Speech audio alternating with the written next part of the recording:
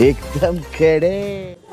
नमस्कार मैत्रिणींनो, तुम्ही माझा कुलदैवत म्हणजे काय आणि कुलदेवतेची पूजा कशी करायची हा व्हिडिओ पाहिलाच असेल। जर पाहिला नसेल तर अवश्य पहा। तसेच आज मी तुमच्यासाठी नवीन व्हिडिओ घेऊन येत आहे, ग्रामदैवत म्हणजे काय, ग्रामदेवतेची पूजा कशी करायची। तर चला तर मग या व्हिडिओला आपण सुरुवात करूया।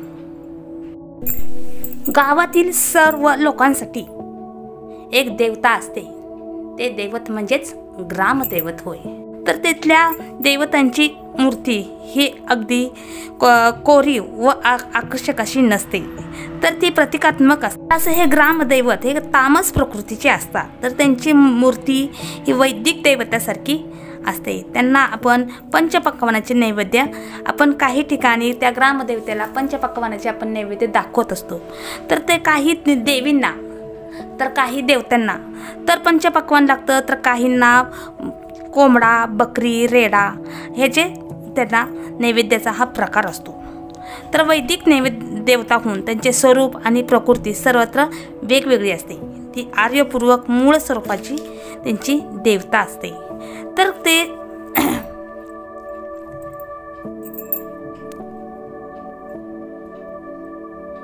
ग्रामदेवतेच्या यात्रा ह्या वर्षातून एकदा होत असतात। तर या यात्रेला कुंभार, लोहार, धोबी, धनगर, सुतार ह्या 18 पगड जातीच्या माणसांचा ह्या माणसांना ह्या यात्रेमध्ये मान दिला जातो। तर ह्या ग्रामदेवतांमध्ये ते व्यवसायस्थानी किंवा घर स्थापन झालेली माणसे ह्या यात्रामध्ये सामील होतात आणि सहभागी होतात। तर जी माणसे जे कामाच्या व्यक्ती नोकरी निमित्ताने किंवा व्यवसाय निमित्त जे परगावी गेलेले असतात, तर ह्या ग्रामदेवतेच्या यात्रेच्या वेळेस ते यात्रेला येतात आणि यात्रेमध्ये सहभागी होऊन ते देवतेचे दर्शन घेऊन पूजापाठ हे करत असतात। यात्रा आणि जत्रा याच्यामध्ये फरक असतो। यात्रा ही देवाला ही गोड नैवेद्याची असते, तर यामध्ये आपण पुरणपोळीचा नैवेद्य या देवाला आपण दाखवत असतो। जत्रा म्हणजे तिखट नैवेद्याची असते, याला कोंबडी, बोकडं, मटण याचा नैवेद्य दाखवून देवाची ही यात्रा भरलेली असते। तर असे ही यात्रा आणि जत्रामध्ये फरक आहेत। ग्रामदेवतेचे काही ठिकाणी मंदिरे असतात, तर काही ठिकाणी जाती जमाती भिन्न अशी वेगळ्या नावाचे आहेत।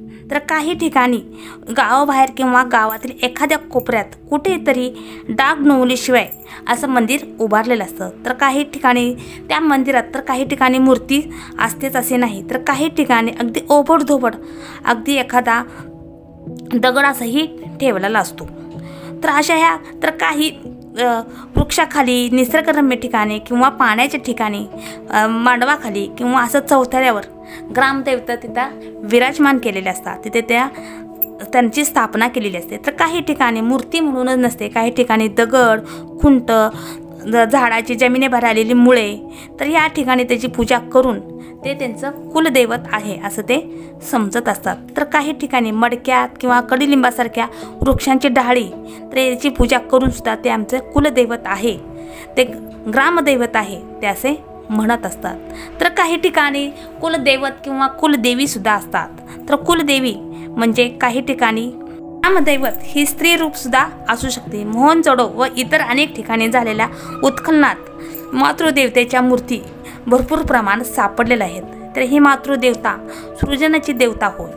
तर ही भारताबाहेर कृषी देवता ही स्त्री रूप मानलेले गेले, शेतीचा आरंभ हा स्त्रीनेच केलेला आहे असे मानत आहेत।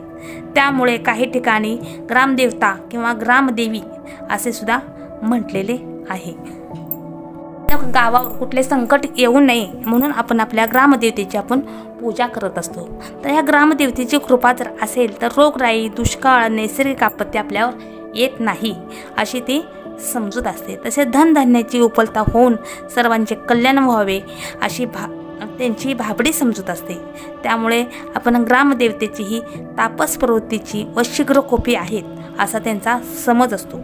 त्यामुळे गावावर कुठलेही विघ्न, रोगराई किंवा नैसर्गिक आपत्ती येऊ नये म्हणून ह्या ग्रामदेवतांना नवस बोलून ते नवस ते करत असतात आणि दरवर्षी जत्रा यात्रा करून ते आपल्या ग्रामदेवतेला प्रसन्न करत असतात।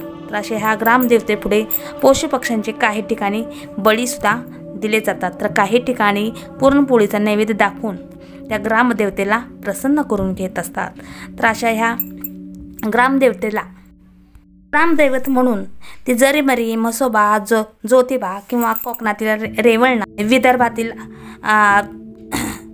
आसरा, शिवभाया, भैरोबा, पश्चिम घाटातील सोनजाई, मांढरदेवी, काली, मार्तुका या अशा यांचा समावेश होत असतो. ग्रामदेवी म्हणून जर देवी असेल तर तिचे आपण हिरवा खण, नारळ, हिरव्या बांगड्या हे सर्व वाहून तिची आपण ओटी भरायची असते. आणि तर काही ठिकाणी जावळ किंवा देवी पुढे कुलाचार म्हणून त्यांना कुलाचार परंपरेनुसार त्यांची ओटी भरली जाते. देवीची मूर्ती सर्वसामान्यपणे संपूर्ण नसते, तर काही ठिकाणी दगड किंवा मुखोटा यांना शेंदूर फासून, तर असं काही लग्न प्रसंगी सुद्धा आपण ग्रामदेवीची आपण पूजा करून आपण देवतांना प्रसन्न करून घेत असतो. ह्या ग्रामदेवतेची पूजा वर्षातून एकदा, जे परगावी असतील त्यांनी वर्षातून एकदा जाऊन यात्रा किंवा जत्रेला जाऊन त्यांना प्रसन्न करून घ्या. तर अशी माझी छोटीशी माहिती कशी वाटली ते कमेंट बॉक्समध्ये मला नक्की सांगा. असेच नवीन व्हिडिओ पाहण्यासाठी तुम्ही माझ्या चॅनलला सबस्क्राईब करा आणि व्हिडिओला लाईक करा. धन्यवाद, धन्यवाद, धन्यवाद.